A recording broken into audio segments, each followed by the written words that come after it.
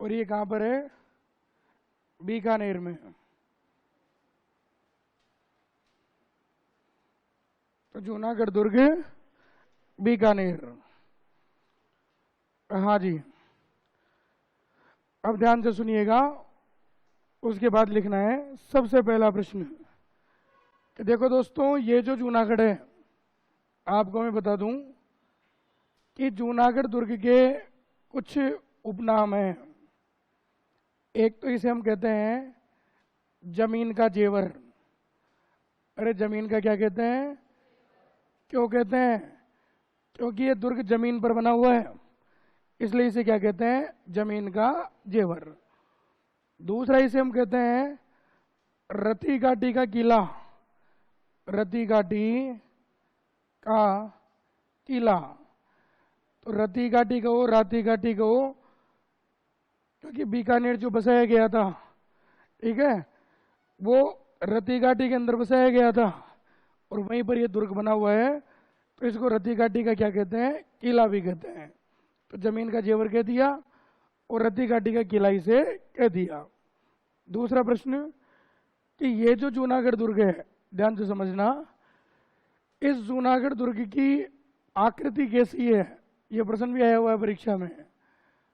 तो जूनागढ़ की आकृति है चतुष्कोणीय। इसकी आकृति कैसी है? चतुष्कोणीय। और चतुष्कोणीय का मतलब है चौकोर। तो जूनागढ़ दुर्ग की आकृति मानी जाती है चतुष्कोणीय, चौकोर। फिर बात करते हैं आगे की कि ये जो जूनागढ़ दुर्ग है, इस दुर्ग का निर्माण, तो ध्यान रखना, इसका निर्माण हुआ था 1594 में, 1594 में। और इसका निर्माण करवाया था राय सिंह राठौड़ ने। आपके सिलेबस में दिया हुआ है राय सिंह राठौड़। तो इन्होंने जूनागढ़ के किले का क्या करवाया? निर्माण। देखो, थोड़ी सी इतिहास की बात मैं आपको बता देता हूं कि दो राजपूत राजा जो समकालीन थे, एक तो बीकानेर का राय सिंह राठौड़ और एक था आमेर का राजा मान सिंह। ये दोनों समकालीन हुए हैं और दोनों आपके सिलेबस में दिए हुए हैं, आमेर का मान सिंह और बीकानेर का राय सिंह राठौड़। और दोनों ने साथ साथ मुगल दरबार में अपनी सेवाएं भी दी है। तो ध्यान रखना, मान सिंह ने तो बनवाया था आमेर का किला 1592 में, 1592 में, और इसने बनवाया जूनागढ़ का किला 1594 में। 2 साल का अंतर है केवल।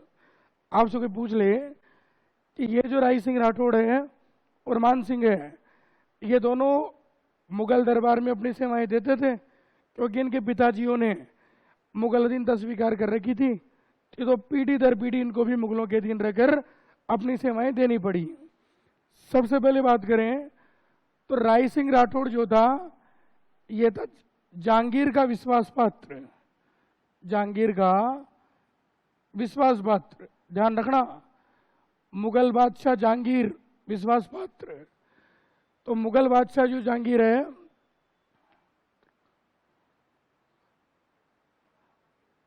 विश्वास पात्र, पात्र क्या लिख रहा हूं मैं आज? हिंदी कमजोर हो गई इतिहास पढ़ाते पढ़ाते। चलो समझो, जहांगीर का विश्वास पात्र कौन था? राय सिंह राठौड़। यानी कि राय सिंह ने अकबर के दरबार में भी अपनी सेवाएं दी, लेकिन अकबर जिस व्यक्ति पर ज्यादा भरोसा करता था वो था मान सिंह। तो अकबर का जो विश्वास पात्र है वो तो कौन था? मान सिंह था। और जहांगीर का जो विश्वास पात्र था वो कौन था? राय सिंह राठौड़। आप पढ़ोगे कि मान सिंह का लालन पालन अकबर ने किया था, पता है ना आपको? तो मान सिंह का लालन पालन किसने किया था? अकबर ने किया था। कोई पूछे कि बताओ अकबर ने मान सिंह का लालन पालन क्यों किया? बताओ क्यों किया लालन पालन? शुरू से विशेष लगाओ था इसके प्रति। नहीं, मैं तो पूछ रहा हूं, आपसे बता रहा नहीं हूं कुछ भी।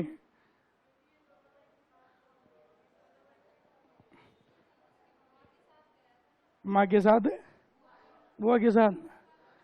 तो सीधी सी बात है कि अकबर इसका फूफा जी लगता था, और बुआ जी और फूफा जी लालन पालन कर सकते हैं, आज भी तो करते हैं, तो कोई बड़ी बात नहीं है। तो हुआ क्या था कि आमेर का एक राजा होता बारमल, और बारमल ने 1562 में अकबर के अधीनता स्वीकार कर ली थी। इस बारमल की एक बेटी और एक बेटा था। बेटे का नाम तो था भगवंत दास और बेटी का नाम था हरकाबाई। क्या नाम था? जोधाबाई नहीं है, जोधाबाई तो जहांगीर की पत्नी है।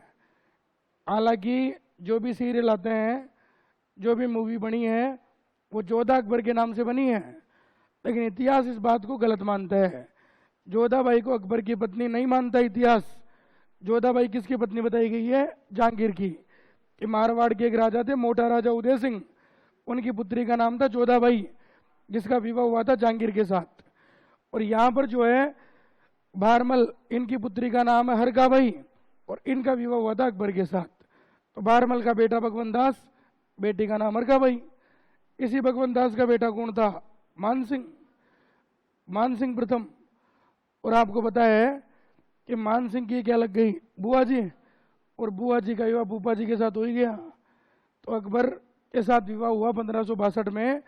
और कहते हैं कि जब हरकाबाई विवाह करने के बाद दिल्ली चली गई 1562 में, तो अपने साथ किसको लेकर चली गई थी? मानसिंह को। मानसिंह की उम्र उस समय थी 11-12 वर्ष। याद करो, मैंने पढ़ाया था 21 दिसंबर 1550 को मानसिंह का जन्म हुआ था, मौजमाबाद जयपुर में लिखवाया था। तो 1550 में जन्म हुआ, 1562 में चला गया, तो 11-12 साल का था उस समय। और 18 साल का जब तक हुआ, तब तक अकबर ने इसका क्या किया? लालन पालन किया। और जैसे 18 साल का कंप्लीट हुआ, तो अकबर ने इसको पहले अभियान पर भेज दिया, रणथंबोर अभियान पर। तो हम कहते हैं कि अकबर सबसे ज्यादा भरोसा जिस राजपूत पर करता था वो कौन था? मानसिंह। उसी की तुलना में बात करें तो जहांगीर सबसे ज्यादा भरोसा जिस राजपूत पर करता था वो कौन था? राय सिंह राठौड़। क्योंकि आप पढ़ोगे कि जहांगीर का एक बेटा था खुसरो, जिसने जहांगीर के खिलाफ बगावत कर दी थी। उस समय जहांगीर आगरा में मौजूद था और पंजाब में खुसरो ने विद्रोह कर दिया था। तो जब आगरा से जहांगीर पंजाब गया, तो आगरा के किले की सुरक्षा की जिम्मेदारी किसको सौंप के गया था?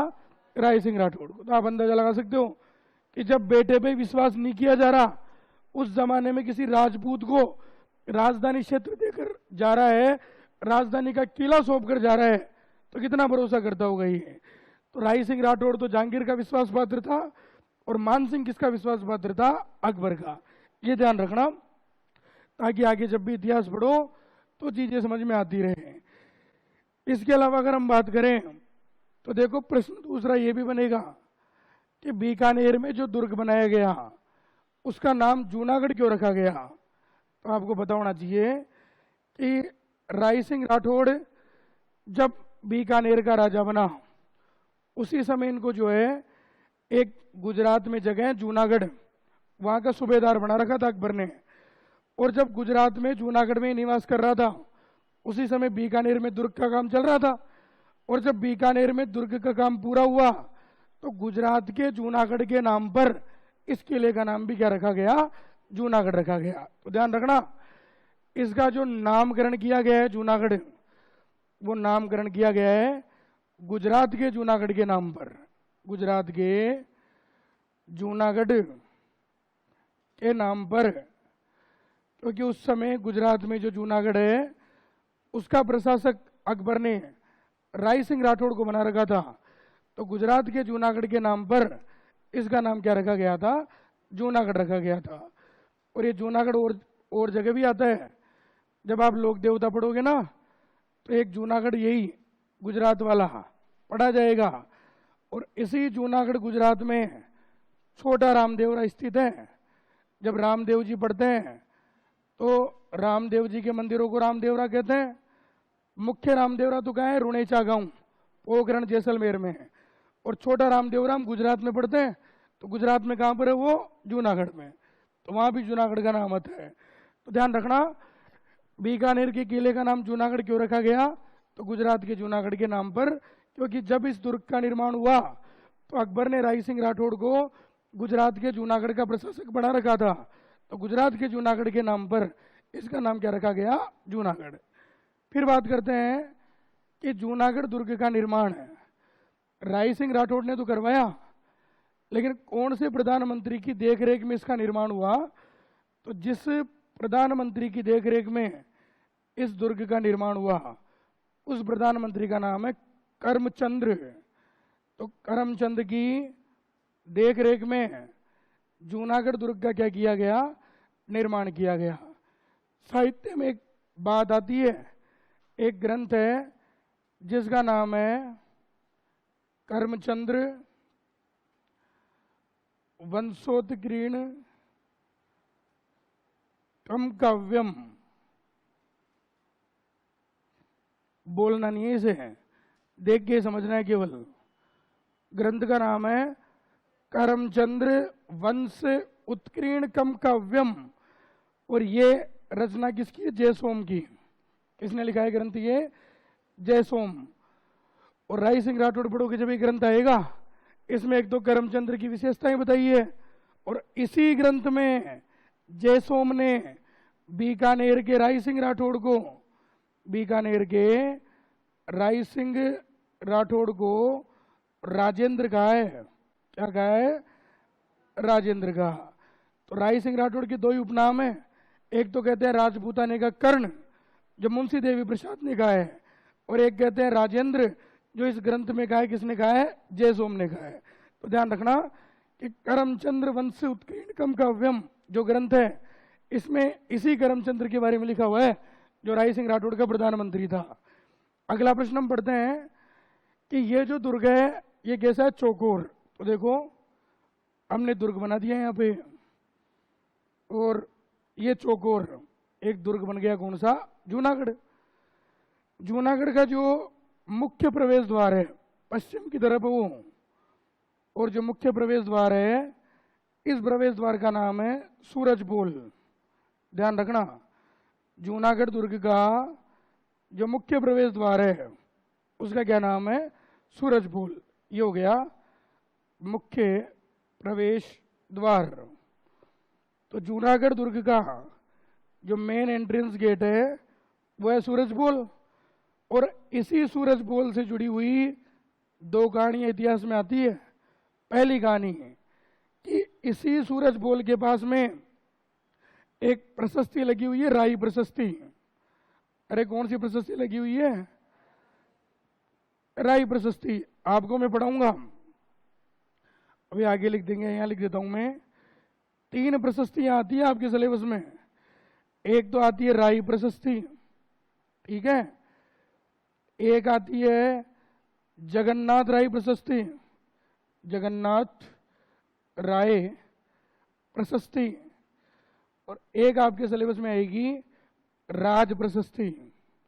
कौन सी प्रशस्ति? राज प्रशस्ति।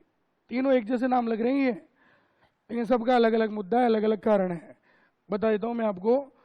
प्रशस्ति क्या होता है ये समझा चुका पहले ही मैं आपको। शुरुआत में 2 दिन जो क्लास ली थी ना, वो शब्दावली पे ली थी, ताकि जो भी शब्द आए बार बार में उसको समझाना ना पड़े, इसलिए पहले ही समझा दिया सब कुछ। स्थानांतरित जो शिलालेख उसे प्रशस्ति कहते हैं, जो प्रशंसा में लिखे जाते हैं। देखो राई प्रशस्ति जो है ये तो जूनागढ़ दुर्ग में लगी हुई है।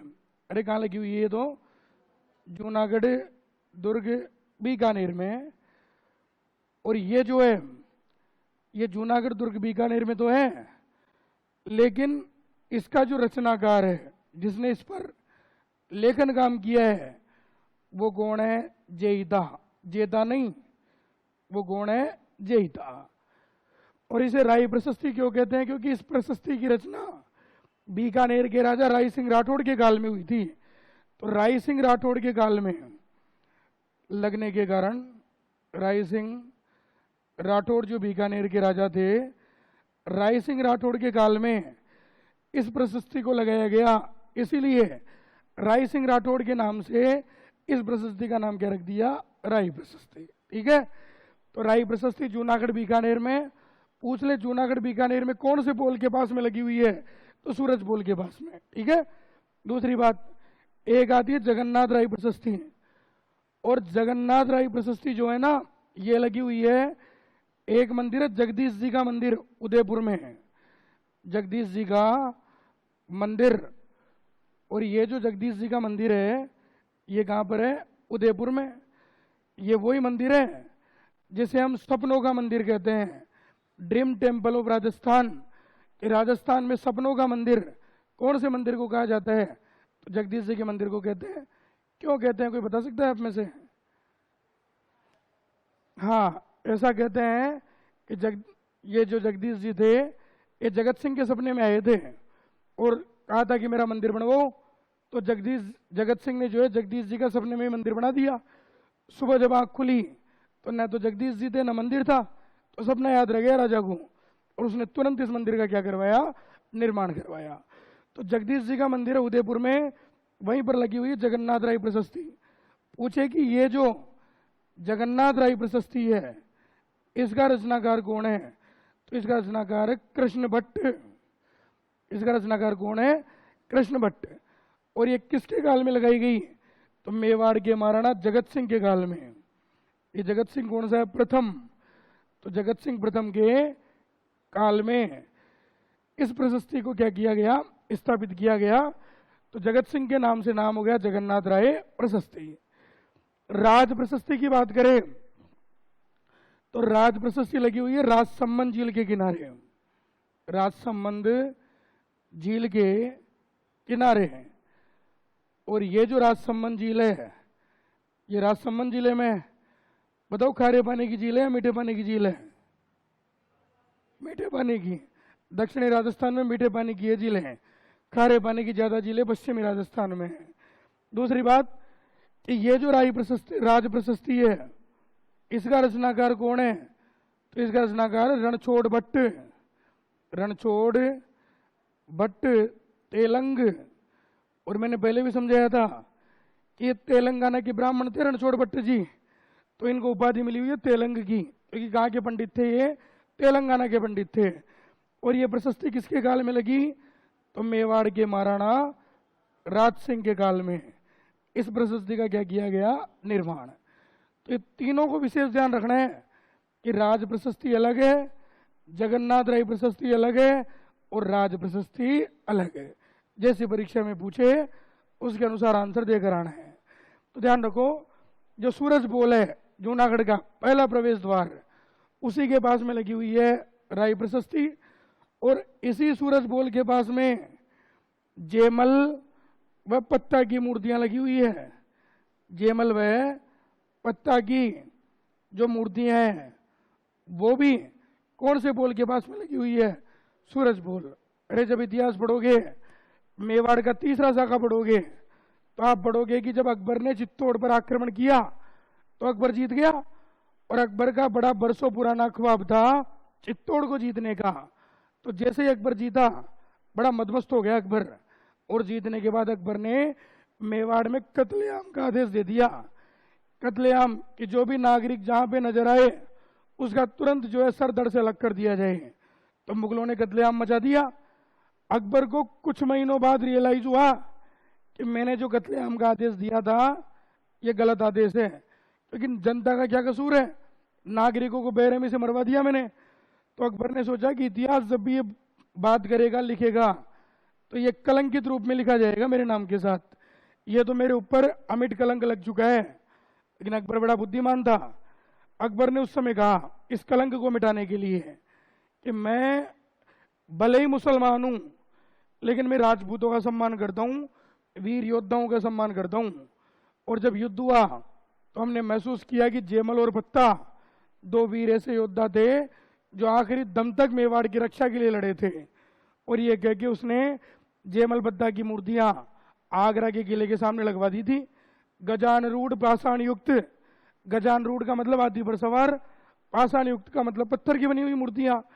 तो हाथी पर सवार पत्थर की बनी हुई जेमल पत्ता की मूर्तियां आगरा के किले के सामने अकबर ने लगवा दी।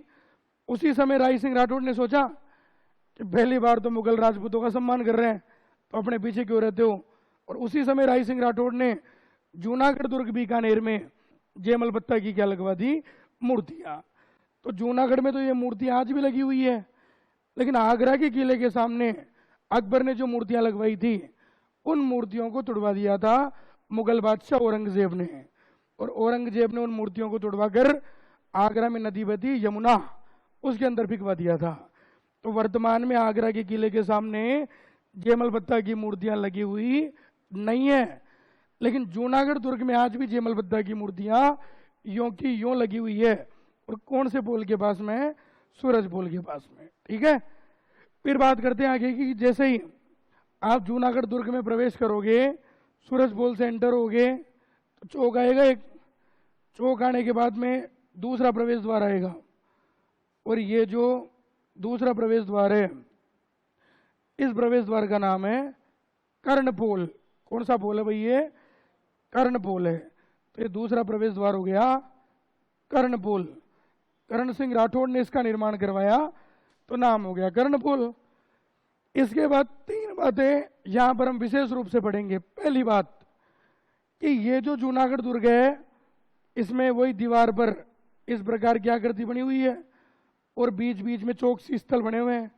फिर दीवार शुरू है, फिर आकृति बनी हुई है, और वही बीच बीच में चौकसी स्थल बने हुए हैं। तो चौकसी स्थल को क्या कहते हैं? बुर्ज। और बीकानेर दुर्ग में 17 बुर्ज बने हुए हैं, तो इसे 17 बुर्जों वाला किला भी कहा जाता है। तो राजस्थान में 17 बुर्जों वाला किला पूछेगा तो कौन सा दुर्ग आएगा? जूनागढ़ दुर्ग, बीकानेर। यहीं पर एक ऊंचा सा चबूतरा बना हुआ है जिसे हम कहते हैं राव बीका की टेहरी। राव बीका की टेहरी, तो ध्यान रखना, टेहरी का मतलब ऊंचा चबूतरा। तो राव बीका के नाम से जो टेहरी बनी हुई है, जो ऊंचा चबूतरा बना हुआ है, वो जूनागढ़ बीकानेर बना हुआ है। इसके अलावा 2 प्रमुख मंदिर बने हुए हैं इसमें। एक तो बना हुआ है 33 करोड़ देवी देवताओं का मंदिर। अब ढंग से सुनना, 33 करोड़ देवी देवताओं की साल मंडोर में, और 33 करोड़ देवी देवताओं का मंदिर जूनागढ़ बीकानेर में है। इसके अलावा यहीं पर एक मंदिर बना हुआ है हेराब्य गणेश जी का मंदिर, जो राजस्थान का एकमात्र ऐसा गणेश मंदिर है जिसमें सिंह पर सवार गणेश जी की पूजा की जाती है। आपने गणेश जी के जितने भी मंदिर देखे होंगे उनमें चूहे पर सवार गणेश जी होते हैं, क्योंकि गणेश जी का वाहन कौन सा है? चूहा। लेकिन इकलौता ऐसा मंदिर है ये जहां पर सिंह पर सवार गणेश जी की पूजा होती है। और आपसे पूछ ले कि यहाँ पर जो मंदिर बना हुआ है 33 करोड़ देवी देवताओं का मंदिर, उसे 33 करोड़ देवी देवताओं के नाम से क्यों जाना जाता है? तो औरंगजेब के काल की घटना है कि बीकानेर के एक राजा थे अनूप सिंह राठौड़, और वो दक्षिणी भारत के अभियानों पर गए हुए थे। अब जब दक्षिणी भारत के अभियानों में जीत कर वापस लौट रहे थे बीकानेर, तो उनको पता चला कि औरंगजेब जो है वो भारत में मंदिर तुड़वा रहे हैं और मस्जिदें बनवा रहे हैं। तो कहते हैं कि जब वो अनूप सिंह जी दक्षिणी भारत से उत्तरी भारत में आ रहे थे, बीकानेर आ रहे थे, तो रास्ते में जितने भी मंदिर उनको मिले, उनको अंदेशा था कि आज नहीं तो कल औरंगजेब इनको तुड़वाएगा, मंदिरों को, मूर्तियों को नष्ट करवा देगा। तो जितने भी मंदिर रास्ते में मिले, वो हर मंदिर की मूर्तियों को अपने साथ लेकर आ गए, और उन सभी मूर्तियों को जूनागढ़ दुर्ग में एक मंदिर बना के उस मंदिर में प्रतिस्थापित कर दिया। इसीलिए उस मंदिर को हम क्या कहते हैं? 33 करोड़ देवी देवताओं का मंदिर। पढ़ेंगे आगे। बताओ, देखिए एक बार पहले बताओ, जूनागढ़ दुर्ग कहाँ बना हुआ है? इसकी आकृति कैसी है? जूनागढ़ का पहला उपनाम क्या है? दूसरा नाम क्या है? इसका निर्माण कब हुआ? किसने करवाया? इसका नाम गुजरात के कौन से दुर्ग के नाम पर है? और इसका निर्माण कौन से प्रधानमंत्री की देखरेख में हुआ? यहीं पर बात करें तो 2 राजपूत, एक तो राय सिंह राठौड़ और एक मान सिंह। राठौड़ नहीं है, मान सिंह कछवा आमेर का राजा ही है। राय सिंह राठौड़ तो जहांगीर का विश्वास पात्र था, और मान सिंह किसका था? अकबर का। ये ध्यान रखना। जूनागढ़ जो गुजरात में बना हुआ है, उसी के नाम पर बीकानेर के जूनागढ़ का नाम रखा गया, और इसी गुजरात के जूनागढ़ में बना हुआ है छोटा रामदेवरा। ठीक है। इसके बाद हमने पढ़ा कि जिस करमचंद्र की हम बात कर रहे हैं, करमचंद्र 2 ही आएंगे आपके सिलेबस में। एक तो जब महाराणा सांगा पढ़ोगे ना, सिलेबस में दिया हुआ है, तो सांगा को जो शरण देगा वो करमचंद्र पंवार पढ़ोगे आप, अजमेर का और पनेर गांव का। और एक करमचंद्र जो आएगा वो बीकानेर के राठौड़ों में आएगा। इसी के नाम पर एक ग्रंथ लिखा हुआ है, कौन सा? ये वाला। ठीक है, करमचंद्र वंशोत्कीर्णकम काव्यम। और किसने लिखा है? जय सोम ने। और इसी ग्रंथ में राय सिंह राठौड़ को क्या बताया गया है? राजेंद्र बताया गया है। राजेंद्र का मतलब होता है कि ऐसा राजा जो अपने द्वारा पराजित राजाओं के साथ भी मित्रवत व्यवहार करता है, जो राजाओं के दिल को जीत कर रखता है, उसे हम क्या कहते हैं? राजेंद्र कहते हैं। फिर हमने पढ़ा कि जूनागढ़ दुर्ग का जो पहला प्रवेश द्वार है उसका क्या नाम है? इसी सूरज पोल के पास में कौन सी प्रशस्ति है? इसी के पास में किसकी मूर्तियां लगी है? इसका दूसरा प्रवेश द्वार कौन सा है? कितने बुर्जों वाला किला है? राव बीका की क्या बनी हुई है?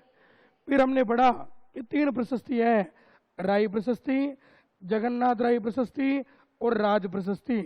बताओ, राई प्रशस्ति तो जूनागढ़ बीकानेर में, इसका रचनाकार कौन है? किसके काल में लगाई गई थी? जगन्नाथ राई प्रशस्ति कहां पर है? जगदीश जी का मंदिर उदयपुर। रचनाकार कौन है? किसके काल में लगाई गई? राज प्रशस्ति कहां पर है? रचनाकार कौन है? और मेवाड़ के कौन से राजा के काल में लगी? राज सिंह के काल में। लिखो पहले इसे।